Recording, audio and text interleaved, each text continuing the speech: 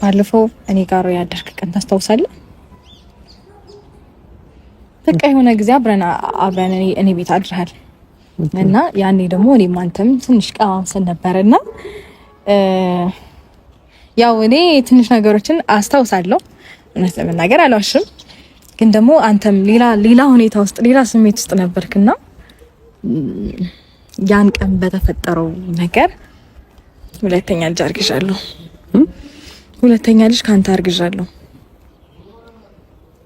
እውነቴን ነው። የቀለድሽ ነው አይደለም? እርጉዝ ነኝ። ቡቼ ብቻውን አይሆንም፣ እህት ወይ ወንድም ይኖረዋል ማለት ነው። ስፔሲፊክ ቀኑን አላውቀውም። እውነት ለመናገር እንትን የገዛሁት እቺ ቮሚት ሲያደርገኝ ሲያቅርሽልሽኝ ምናምን ማለት ነው ፕሬግናንሲ ቴስት ሄጄ ከፋርማሲ ገዛሁኝና ቼክ ሳደርግ 2 መስመር አየሁ። አንድም ሰው እንዳይቀር ግብዣ ለቤቴ ሌላ አዲስ ምዕራፍ ሊይዝ ነው ህይወቴ ስለሆነ እኔ አንድ ነገር ልንገርሽ ሩታ፣ የራሴን ነገር ጀምሬያለሁ አልጀመርኩም እያልኩሽ አይደለም። በቃ አሁንም ግልጽ ነው አማርኛዬ እያወራሁሽ ያለሁት። የምታዳምጪኝ ከሆነ ከኔ ጋር የተፈጠረ ነገር የለም። ከሌላ ሰው ጋር የተፈጠረ ነገር ካለ እዛው ጨርሺ። ይሄን ነው መፍራት። አረገሽ ያሰብነው ያልነውም ነገር ስለሆነ እንኳንም ማረገሽ። ማይክል ጃክሰን ግን በጣም አስደንጋጭ ምላሽ ነው የመለሰው።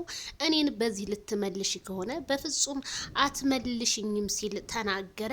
የምሽቱ ዜና በጣም እንግዲህ ደባሪ የሆነ ነገር ነው። ሄርሜላ ቅድም እንደ ፖስት እንዳረገችው ትንሽ እኔ የሆነ ነገር እንዳለች ነው እንግዲህ እንትን ያልኩት ማለት ነውና ሩታ አንቺ ትንሽ አታፍሪም? አድርገን ነበር። አረ ቢስሚላ እኔ አንቺ የምትጠቀሚውን ወርድ ግን ሩታ ግን ምን ነክቶሽ ነው ያቺ ሩታ? አረ ቢስሚላ ቤተሰብ እናንተ ከዚህ ከቪዲዮ ምን ተረዳችሁ? ብታረግጂስ በቃ በዝሙት ነው ያረገሽው ማለት ነው። ፈትቼሻለሁ ብሎሻል። ስለዚህ የተረገዘው ልጅ ዝሙት ነው ወይም እሱ ካረገሽው ሰው ሄደሽ ፈልጊ፣ እኔ እማቀልሽ ጉዳይ የለኝም ማለት ሩታን በአደባባይ ማይክል ጃክሰን ዛሬም እንግዲህ ሩታን አዋረዳት ማለት ነው። እናንተስ ምን አላችሁ?